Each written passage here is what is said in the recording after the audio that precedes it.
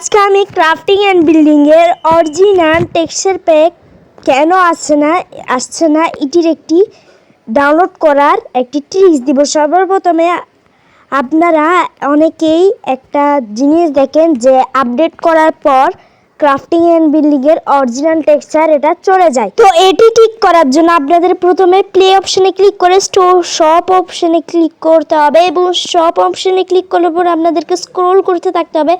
Scroll করতে করতে করতে করতে করতে আপনার সামনে চলে আসবে অরিজিনাল টেক্সচার প্যাক। আচ্ছা, আমি একটু স্ক্রল করছি, এই যে চলে আসছে অরিজিনাল টেক্সচার।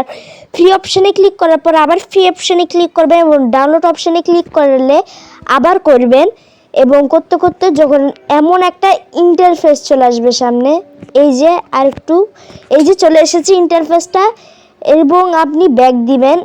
কিন্তু এখন যদি আপনি ক্রিয়েট নিউ ওয়ার্ল্ডে টিপ দিয়ে যদি চেক করেন যে সেটি আছে কি না, তো দেখবেন সেটি নেই।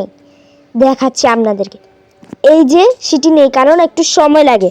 তো এখন আমি আপনাদেরকে ব্যাক দিয়ে দেখাচ্ছি। তো এখন সময় নিচ্ছে একটু, এখন আসছে না, দেখি কতক্ষণ লাগে। এখন আসছে না, মোট মিনিমাম 1 মিনিটের মতো সময় নেয়।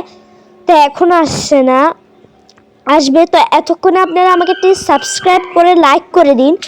তো ওকে, চলে এসেছে সাকসেসফুলি ইম্পোর্টেড অরিজিনাল টেক্সচার।